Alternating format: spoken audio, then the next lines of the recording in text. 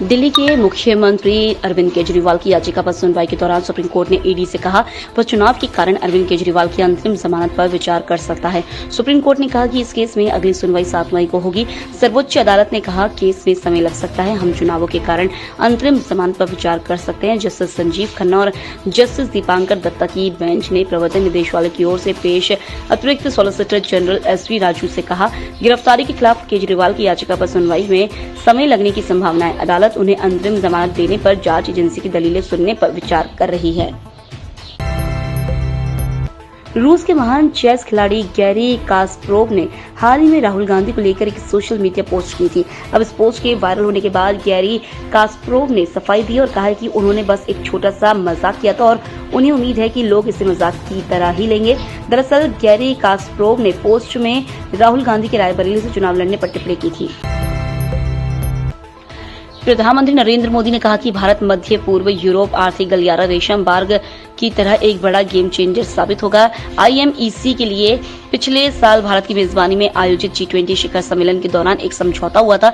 एक इंटरव्यू में PM मोदी ने IMEC को लेकर कहा खाड़ी देशों ने सकारात्मक भूमिका निभाई है। अमेरिका और यूरोप ने भी इस पर भारत का समर्थन किया है। जब हम वैश्विक भलाई के लिए काम करते हैं तो कोई अगर मगर की बात नहीं होती है।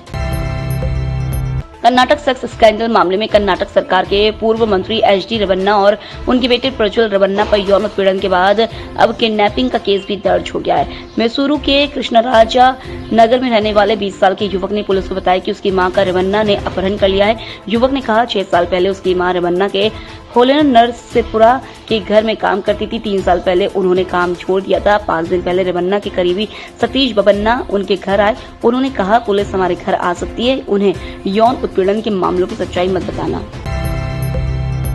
तेलंगाना के छात्र रोहित वेमुला की मौत के 8 साल बाद हैदराबाद पुलिस ने केस क्लोजर रिपोर्ट फाइल की है। इसमें कहा गया है कि रोहित दलित नहीं था। पुलिस ने तेलंगाना हाईकोर्ट में दावा किया रोहित इस बात को जानता था कि वह दलित नहीं था।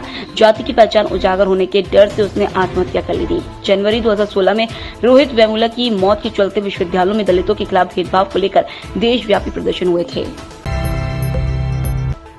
केंद्रीय गृह मंत्री अमित शाह ने कहा कि शिवसेना डरे हुए हैं। सांगली में एक जनसभा को संबोधित करते हुए अमित शाह ने कहा मैं फर्जी शिवसेना के प्रमुख उद्धव ठाकरे से कहना चाहता हूं वह महाराष्ट्र की जनता के सामने यह स्पष्ट करे कि CAA लागू होना चाहिए या नहीं, क्या PFI बैन होगा या नहीं, राम मंदिर का निर्माण अच्छी बात थी या बुरी बात, 3 तलाक हटाना अच्छी बात थी या नहीं। उद्धव जी इसका जवाब नहीं देंगे क्योंकि उन्हें अपने नए वोट बैंक का डर है। शरद पवार और कांग्रेस का वोट बैंक अब उनका वोट बैंक बन गया है। भारतीय वायुसेना को दूसरा C-295 सैन्य विमान सौंपा गया है। पहला विमान पिछले साल सितंबर माह में दिया गया था। एयरबेस डिफेंस ने शुक्रवार को X पर एक पोस्ट के जरिए इसकी जानकारी दी है।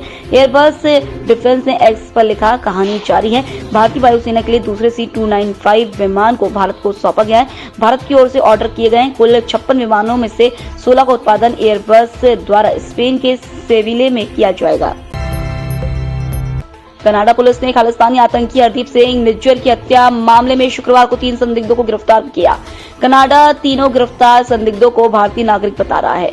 तीनों के नाम करण बरार, कमलप्रीत सिंह, करणप्रीत सिंह बताए गए हैं। ये तीनों करीब 3 से 5 साल से एडमॉन्ट अल्बर्टा में रह रहे थे। नेशनल कॉन्फ्रेंस के नेता उमर अब्दुल्ला ने शुक्रवार को भारतीय जनता पार्टी से पूछा कि अनुच्छेद 370 के निरस्त होने के बाद जम्मू कश्मीर को विकास के रास्ते पर लाने का दावा करने के बावजूद उसने कश्मीर घाटी से उम्मीदवार क्यों नहीं उतारे। भाजपा ने कश्मीर की 3 लोकसभा सीट पर अपने उम्मीदवार नहीं उतारे। हम देखेंगे कि कश्मीर में भाजपा को कितने वोट मिलते हैं। अगर उसने इतनी बड़ी सेवा की तो उसने कश्मीर में एक भी उम्मीदवार क्यों नहीं खड़ा किया। मुंबई के वानखेड़े स्टेडियम में मुंबई इंडियंस को कोलकाता नाइट राइडर्स ने 12 साल बाद हराया। KKR की टीम ने मुंबई को उसी के घर पर जबरदस्त खेल दिखाते हुए 24 रन से मात दी। मुंबई इंडियंस की यह IPL 2024 में 8वीं हार है। इस हार के साथ ही हार्दिक की सेना IPL 2024 की प्लेऑफ की रेस से लगभग बाहर हो गई।